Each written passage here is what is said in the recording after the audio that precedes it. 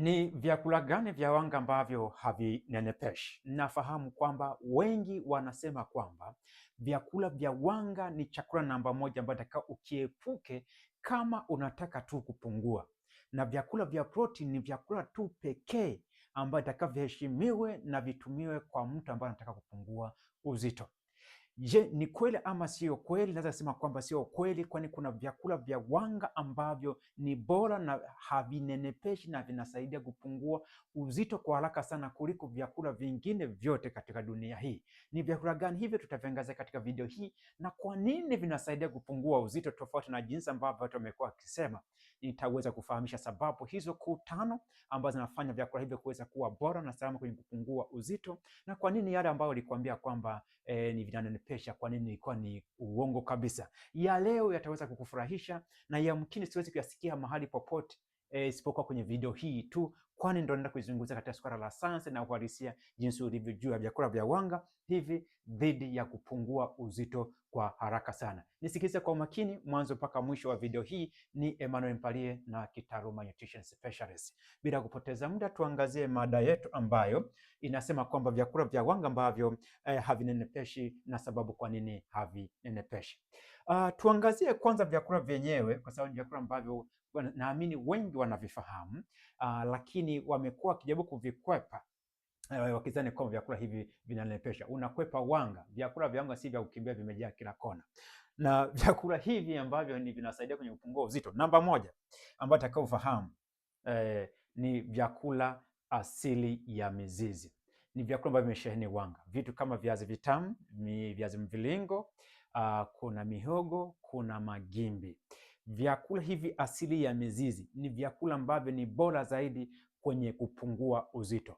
Ninapozungumzia habari za viazi mviringo, mtu anawaza chips. Sizungumzia habari za chips, nitakuja kuzungumzia zaidi ya namna kuviandaa. Na hivi ndo ambavyo vizidi kutuambia kwa nini watu wa vijijini ni hawanenepi. Wanakula viazi kwa wingi, wanakula mihogo kwa wingi, wanakula magimbi kwa wingi, lakini huwezi kukuta vitambi vimeshamiri kule vijijini, isipokuwa tu mjini huko ambapo unakwepa kula vyakula hivi asili ya mizizi. Lakini hivi ni vyakula vya wanga kabisa. Nakuja kueleza kwa nini na njia ipi ya kuweza kuviandaa na visiweze kuleta changamoto. Maana vyenyewe kama vyenyewe havina shida, ila ukiviandaa vibaya vinaweza kuleta changamoto, lakini vyenyewe kama vyenyewe ni havina shida. Namba 2 ni nafaka zote ambazo hazijakobolewa. Ni vyakula vya wanga ambavyo vinafuata kwa kuwa bora kwenye kupungua uzito. Hapa nazungumzia habari za mahindi ambayo hajakobolewa, nazungumzia mtama, nazungumzia habari za mchele ambao hujakobolewa, mbali mchele wa brown, ama unaweza kutumia mchele mweusi ambao ni black rice, ama unaweza kutumia tunasema hata ulezi, ama kama ukiamua kutumia ngano, kwa wale watu wa kusini mwa Tanzania ambao wanapenda kutumia vyakula vya ngano huko, utakiwa utumie ngano ambayo haijakobolewa, ngano nzima manake. Ile ndo ambazo zinafanya kazi kwenye kupungua uzito, tofauti na hizi ambazo zimeshakobolewa. Kwa hiki ni chakula namba 2 ama ni vyakula vya wanga ambavyo vinafuata, ambavyo sema kwa vinasaidia kwenye kupungua uzito. Namba 3, huwezi amini, ni vyakula asili ya mikunde, jamii ya mikunde, ambapo kuna maharage, kuna mbaazi, kuna njegere, kuna kunde, kuna choroko, kuna dengu, kuna njugu mawe na soya. Hivi vinafanya kazi vizuri kwenye kupungua uzito. Vimesheheni wanga aina ya starch kwa wingi sana na vinasaidia kwenye kupungua uzito. Kuna mtu atakwambia hapana, mbona jamii ya mikunde imesheheni protini? Ni kweli protini huwa tunasema ni nyingi sana kwenye jamii ya mikunde. Ni kwa sababu tu kwamba vyakula vya mikunde ndio ambavyo vina protini nyingi sana kuliko vyakula vingine asili ya mimea, lakini haimaanishi kwenye mikunde hivyo kwamba protini ndio nyingi zaidi kuliko virutubisho vingine. Hapana. Kirutubisho ambacho ni kingi sana kwenye asili ya mikunde ni wanga aina ya starch, ndio imejaa sana kwenye mikunde kwa wingi. Kirutubisho kinafuatia ni protein, na baadaye inafuatia mafuta, ndio yanafuata kwa wingi tena. Kwa hiyo unaweza ukaona kwamba hivi tena ni vyakula vya wanga tena. Kwa hiyo ndio ambavyo vinafuata kwa ajili ya kupungua uzito. Hakuna mtu aliyekula maharage akapata kitambi, hakuna mtu aliyekula mbaazi akapata kitambi, wala hakuna mtu aliyekula choroko akapata kitambi. Anayesema kwamba hivi vina wanga kwa vinanenepesha, sio kweli, huu ni mwongo huyu. Namba 4 ni ndizi za kupika. Tunajua zimesheheni starch kwa wingi, wanga aina ya starch kwa wingi, lakini vyakula hivi hizi ndizi hizi ni bora zaidi kwa mtu ambaye anataka kupungua uzito na zuia mtu kunenepa. 5 na mwisho ni matunda matamu yote. Ukichukua nanasi, ukichukua tikiti maji, ukichukua papai, ukichukua embe, ukichukua chungwa, pears, apple, matunda yote matamu ni matunda ambayo na wanga ambayo ni nzuri sana kwa ajili ya mtu kuweza kupungua. Hivi ndo vyakula vya wanga ambavyo navizungumzia ambavyo havinenepeshi mtu ila vinasaidia kwenye kupungua uzito. Jamii zote ambazo zinakula vyakula hivi ni jamii ambazo zina kiwango kidogo sana cha vitambi ama unene kupindukia. Mfano wa jamii hizo ni jamii nyingi ambazo ziko mazingira ya vijijini, kwa sababu wale wanakula ambavyo wanavizalisha. Wale ni hawapati vitambi kwa sababu ya vyakula wanavyokula. Kuna mtu atasema habari za kufanya kwamba wanaenda shamba kulima. Naomba nikuhakikishie kwamba swala la kwenda kulima ni haitoshi kuelezea kwa nini ni wembamba, kwani kuna watu ambao wanafanya kazi ngumu lakini bado ni wanene. Tuchukue hata mjini, hawa mafundi magari ambao wananyanyua vyuma kila wakati, lakini wapo wengi wamesheni wana vitambi ni wa mabonge. Kuna wanajeshi, mapolisi ambao pia wamejaa wana vitambi na nyingine, kila siku wanakimbia barabarani. Hawa wa mjini ni wale ambao wanakula chapati moja na chai. Si kama vijijini ambao wanakula lumbesa viazi, mihogo kwenye visheni kwenye sinia. Mtu anakula beta anamaliza na bado sio mnene na hana kitambi. Halafu nakuja kutuambia kwamba wanajua sababu ni kwenda shamba. Kwenda shamba? Unadhani watu wanalala shamba? Hawalali shamba. Wanaenda nafanya kazi shambani kwa kiwango cha kawaida na wanarudi. Ni kweli wako active, lakini hata mjini sio vilema. Tulioko mjini sisi sio vilema na tuko active na tunakula kidogo sana kulinganisha na watu wa vijiji. Vijijini watu wanakula lumbesa. Mjini tunakula kidogo, lakini sisi bado tuna vitambi. Kwa hiyo tukati kusema kwamba hivi ni vyakula vya wanga ambavyo ni bora na vinasaidia kwenye kupungua uzito. Kwa nini vinasaidia kupungua uzito na si kunenepesha tena? Sababu ya kwanza ambayo itakushangaza ni sababu ile ambayo nasema wale wengine wale ambao wanasema kwamba unajua wanga inabadilishwa kuwa mafuta. Vyakula vya wanga hivi nilivyovitaja hapa, ni wanga zake ni hazibadilishwi kuwa mafuta, kwa sababu wanga hii ipo katika hali ya uasili, huwa haibadilishi mafuta. Kitendo cha mwili kubadilisha wanga au glucose kuwa mafuta mwilini tunasema kwamba ni de novo lipogenesis. Ni mchakato ambao huwa unatokea nadra sana, na mara nyingi mchakato huu unatokea mara kwa mara kwa wanyama ambao hawali vyakula vya mafuta. Hawa wanyama ambao wanakula majani kama tembo, twiga, pundamilia na wanyama wengi, hata ng'ombe wenyewe, hawa nguruwe ambao wanakula vyakula hivi vya mimea, huwa wanaondogoa huu mchakato, kwa maana ya kwamba yule mnyama anayekula yale majani, kwa kuwa yale majani hayana mafuta mengi na tunahitaji mafuta na wale wanyama wanahitaji mafuta, basi mwili huwa unalazimika kuweza kubadilisha wanga ile kuweza kwenda kwenye mafuta katika mchakato ambao tunaita kwamba ni de novo lipogenesis. Wataalamu hao wanakuja wanasema kwa kuwa binadamu na yeye ni mnyama na yeye ana undergo de novo lipogenesis, kwamba anabadilisha glucose kuwa mafuta. Kitu ambacho ni kwamba de novo lipogenesis ni inatokea kwa kiwango kidogo na mara chache sana katika mazingira ambayo tunasema kwamba labda mtu anahitaji mafuta, lakini nje na hapo huwa haitokeaje. Wanga hii inatokea kwenye vyakula hivi huwa inapokuwa ni nyingi, inapokuwa imebadilishwa kuwa glucose na glucose ikafanywa kwenda kwenye damu, inapokuwa ni nyingi kwenye damu, ni huwa inaenda kuhifadhiwa kwenye misuli, kwenye seli za ini katika mfumo ambao kama ni glycogen, na ile ambayo inakuwa imezidi zaidi huwa inatolewa nje kupitia mchakato ambao kama ni facultative thermogenesis, na si kama ambavyo wao wataalamu wanakushauri wewe kwamba uepue kula hivi vyakula kwa maana kwamba wanga yake inabadilishwa kwa mafuta. Sio kweli. Kwa hiyo wanga storage form yake ni glycogen na huwa iliyozidi inatolewa nje katika mfumo ambao kwamba ni facultative thermogenesis. Ni kwa nini mwili haupendelei kubadilisha glucose kuwa mafuta mwilini? Ni kwa sababu mchakato huu wa kubadilisha glucose kwenda kwenye mafuta mwilini unagharimu nishati nyingi sana. Ili uweze kubadilisha glucose kwenda kwenye mafuta, tunahitaji asilimia karibia 30 ya nishati nzima ya mwili wako, kitu ambacho inagharimu sana. Wakati kubadilisha mafuta uliyokula, kwa mfano kutoka kwenye parachichi ama kwenye mafuta ya kupikia ama kutoka kwenye nyama, ili mafuta ile yahifadhiwe mwilini yanahitaji tu 5% ya nishati. Unaweza kaona. Kwa hiyo unaweza kuona kwamba cost, gharama ya kubadilisha kuhifadhi mafuta mwilini, kubadilisha glucose kwenda kwenye mafuta ni gharama kubwa sana, wakati kubadilisha mafuta kwenda kwenye mfumo ambao unaweza kuhifadhiwa mbali mafuta yale inahitaji 5% ya nishati.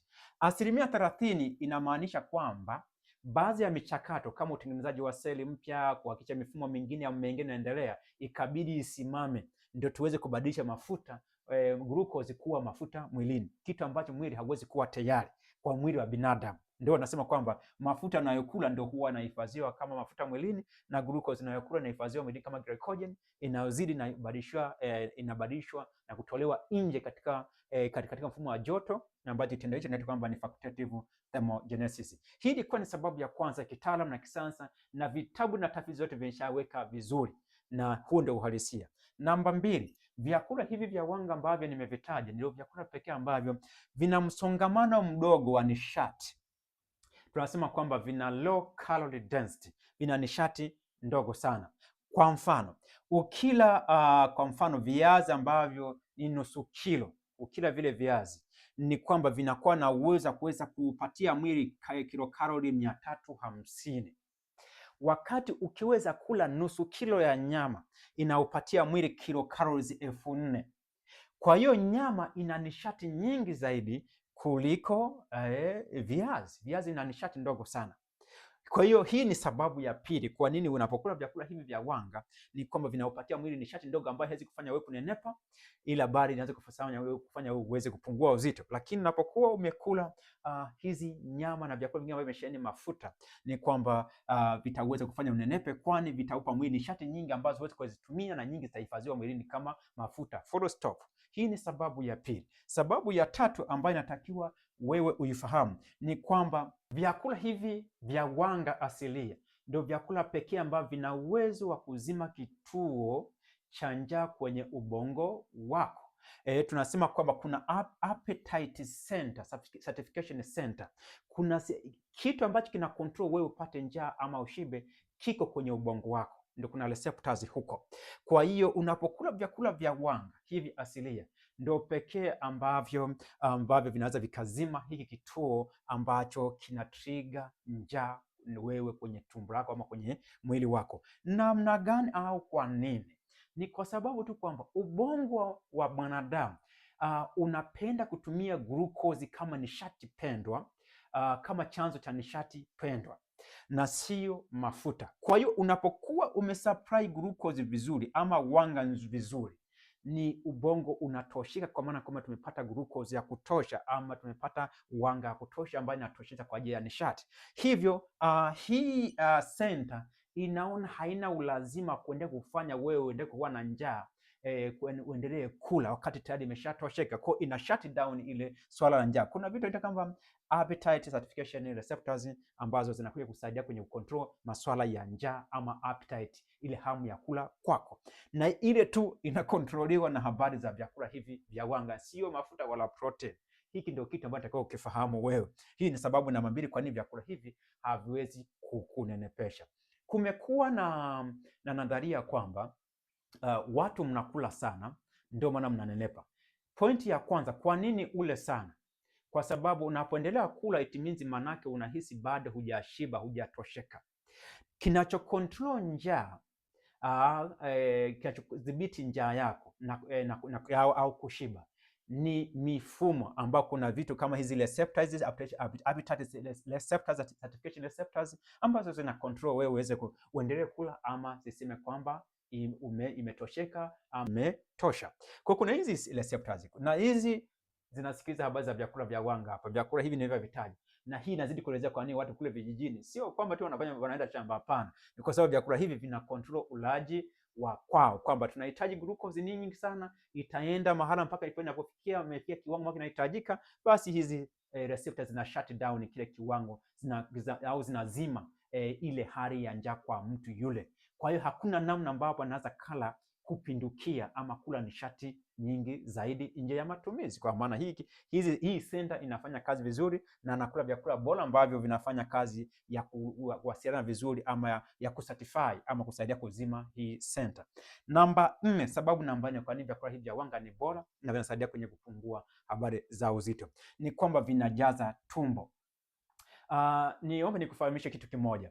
Aliyekula kwa mfano kilo ya viazi na aliyekula kilo ya nyama, aliyekula kilo ya nyama unaweza kukuta tumbo lisijae, lakini aliyekula kilo ya viazi utakuta mtu umekula tumbo limejaa. Kwa mfano tuchukulie kwa mfano hili ni tumbo kwa mfano ukiweza kwenye hii tumbo kila nusu kilo ya nyama unaweza unakuta umekula nusu ya kilo ya nyama ikawa ka portion kadogo, lakini ukila nusu kilo ya viazi ama kilo ya viazi utakuta ni viazi vitatu vya nguvu na utakuta vinajaza ile tumbo zima.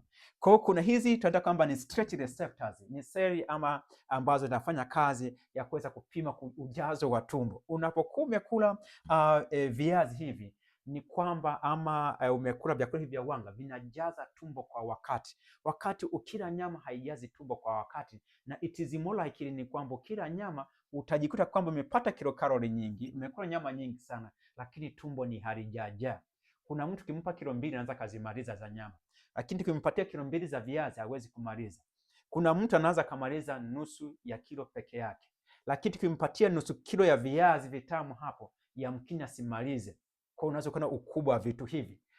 Kwa hiyo unakuwa ukila hivi vyakula hivi vya wanga vinajaza tumbo kwa haraka ndani ya wakati pasipo kupindukia, tofauti na hivi vyakula vingine.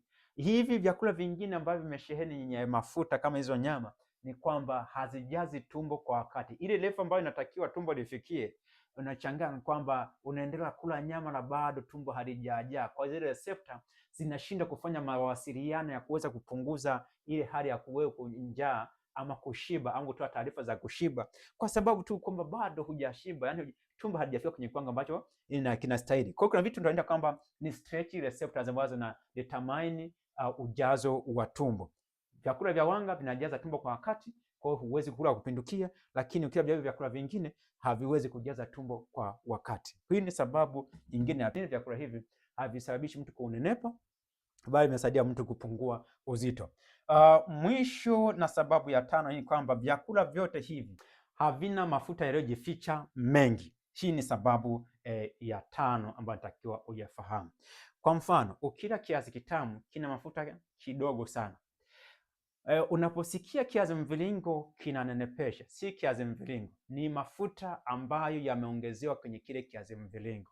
Kwa mfano, mtu anakaanga chips kwenye mafuta, yale mafuta yaliyoingia kwenye kiazi yale ndio yanakuja kukunenepesha wewe, sio kiazi kama kiazi.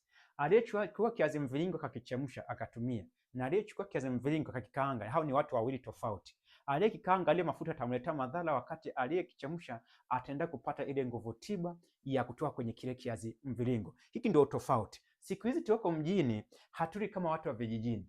Mtu akienda kununua hata kama ni kiazi kitamu, anataka ile kiazi kitamu ambacho kimekaangwa na mafuta. Mtu akitaka kula muhogo lazima uwe umekaangwa na mafuta. Mtu akitaka kula ndizi, hizi ndizi lazima ziwe zimekaangwa na mafuta. Kwa kila kitu ni mafuta. Halafu mtu anakuja nakwambia, unajua wanga ndio inanenepesha. Sio kweli. Wanga inanenepeshi mtu, ila mafuta unayokula ndio ambayo huwa yanakunenepesha.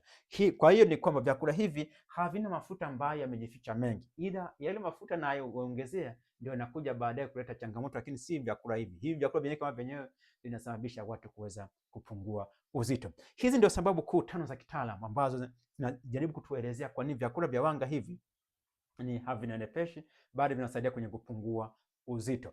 Na hizi sababu na hivi vyakula ndio vinaelezea kwa nini vijijini hakuna mlipuko wa vitambi wala unene kupindukia. Sio kama ambavyo watu wanasema kwamba watu wanaenda shamba. Kwenda shamba ile kitu kimoja tu hakitoshi kuelezea kwa nini mtu anayekula sinia la viazi kwamba hawezi kuota kitambi. Sio kweli. Ile habari ni ubora tu wa wanga ambao wanakula wao ndio inapelekea wao kutokuweza kunenepa, kuwafanya kuwa active na kufanya shughuli zao pasipokuwa na changamoto yoyote. Sasa hapa kuna kitu kimoja niweze kuzungumza kwa wewe ambaye unasikiliza, ambaye una changamoto ya uzito.